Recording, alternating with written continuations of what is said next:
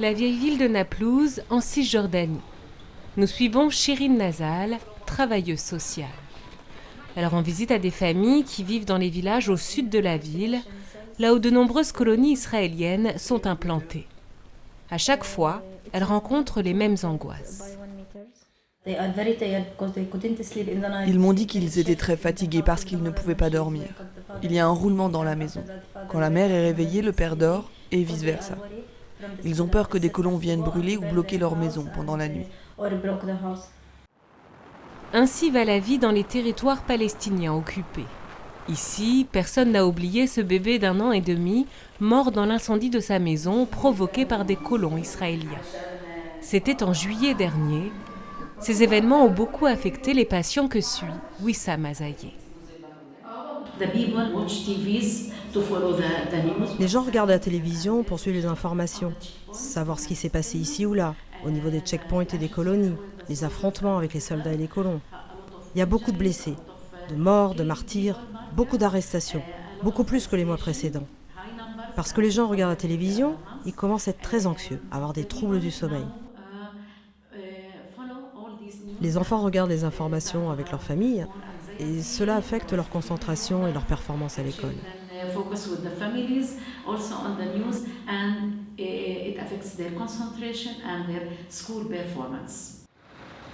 Depuis quelques mois, les violences sont à nouveau plus intenses et la répression plus féroce. Les habitants ne dorment plus. À cause des cauchemars, mais aussi à cause de l'armée israélienne qui fait irruption dans les maisons, interroge et arrête, de jour comme de nuit. Y compris les adolescents, comme ce garçon de 12 ans qui a été arrêté pour avoir lancé des pierres.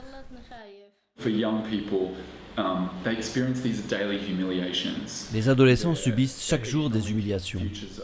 Leur avenir économique est très sombre comparé à celui d'autres jeunes gens dans le monde. Leurs parents se font humilier devant eux.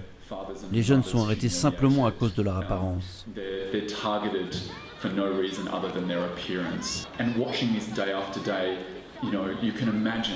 Être témoin de ça chaque jour, c'est forcément très déprimant.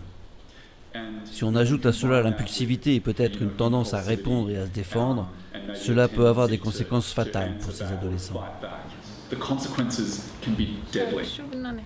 Accompagner celles et ceux qui souffrent de traumatismes causés par un conflit face auquel ils sont impuissants, tel est le quotidien des psychologues, médecins et travailleurs sociaux du programme MSF.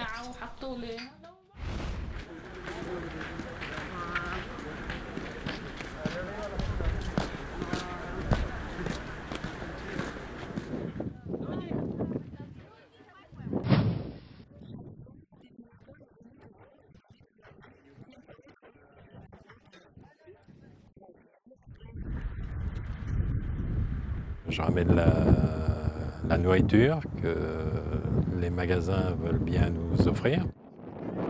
Ici, il y a des Soudanais, des Érythréens et des Éthiopiens.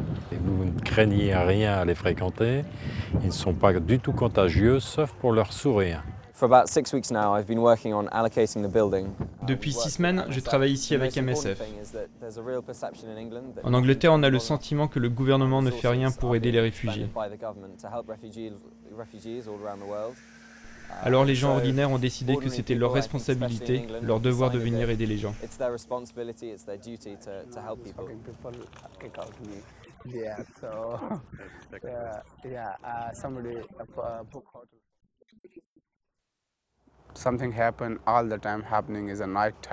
Quand le soleil se couche, c'est toujours la même chose.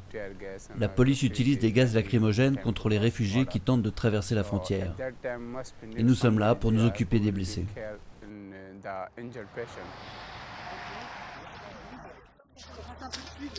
tu veux faire de la pub? C'est étonnant qu'il n'y ait pas de journaliste anglais.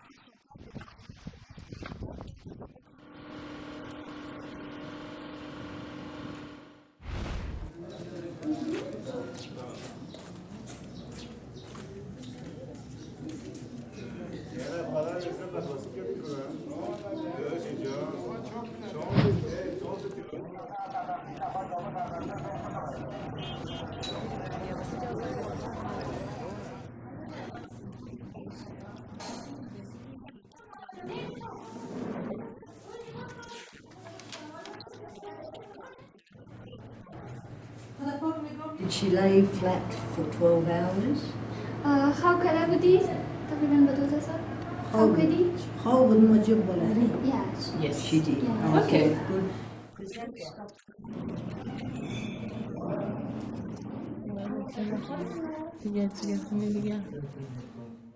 We tell them the baby is too big and it's not coming down. So we have tried everything. We're going to do a science section, okay?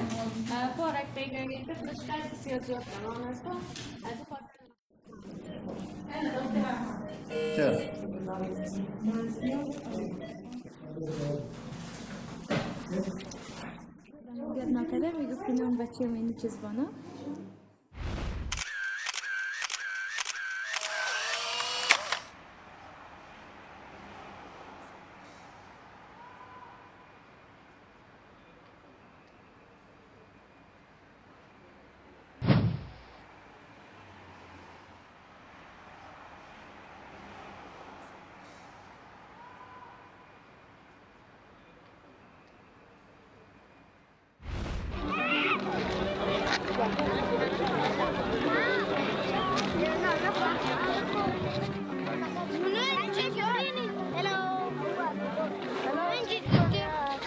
I think there's a tendency to see all the refugees as this uniform mass and just one type of person. You've got people from all over the world who've got lots of different stories and lots of things they're running away from.